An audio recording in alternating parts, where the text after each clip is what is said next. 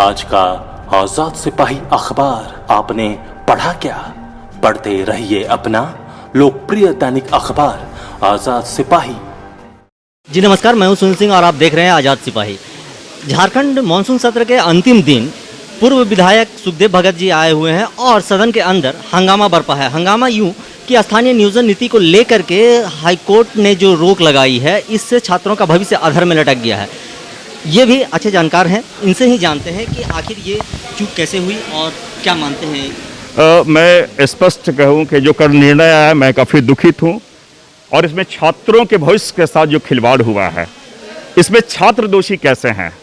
मैं सरकार से पूछना चाहता हूँ, मैं किसी पे आरोप नहीं लगा रहा हूँ, लेकिन सरकार जो प्रजातांत्रिक पद्धति से सरकार चुनी गई है, उसने विज्ञापन निकाला, हमने अप्लाई किया और हमारी नियुक्ति हुई है।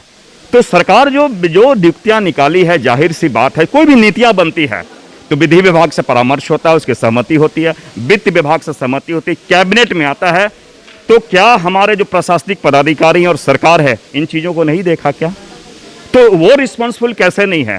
और सरकार को हर स्तर पर लड़ना चाहिए। और दूसरी बात यह है कि ये शेड्यूल एरिया में जो 5वीं अनुसूची है, गवर्नर को स्पेशल पावर है, तो क्या उनको भी कटघरे अंधेरे में रखा गया? क्या इस प्रकार की जो प्रक्रियाएं हैं, जो हमारे चुनी हुई, जो कहा जाए प्रजातांत्रिक पद्धति से चुनी हुई सरकार है, उसकी कहाँ पे कमी है? तो जो न्यायपालिका को इसमें हस्तक्षेप करना पड़ रहा है, तो ये एक चिंतनीय विषय है, पूरे सिस्टम पे चिंतनीय विषय है। और आपके माध्यम से मैं जरूर कहना चाहूँगा कि ये लड़ाई लंबी जाएगी। अगर नियोजन नीति गलत है तो नियोजन नीति गलत है, उस नीति के तहत पूरे झारखंड में 13 जिला ही क्यों, तो फिर सारे जिले आएंगे। तो ये यक्ष प्रश्न है। लेकिन मैं बार बार कह रहा हूं कि लड़कों छात्रों के साथ कोई अन्याय नहीं हो, जिसने गलती है सजा उसको मिलनी चाहिए, न कि छात्रों को मिलनी चाहिए। कि सरकार को सुप्रीम कोर्ट जाना चाहिए, निश्चित रूप से जाना चाहिए, सरकार का पक्ष अपना रखना चाहिए और किसी के साथ अन्याय न हो, इस बात का सरकार का नैतिक दायित्व बनता है। एक और अहम फैसला आज होने वाला है कि सरना धर्म कोड को आज सदन के पटल पर रखा जाएगा, यहाँ से पारित करके केंद्र भेजा जाएगा। ये किस नज़रिए से देखते हैं? निश्चित रूप से ये आदिवासियों की अपने अस्तित्व और पहचान के लिए बहुत लंबी ये मांग है और ये राजनीतिक, सामाजिक दोनों तरफ से संगठनों के द्वारा मांग है।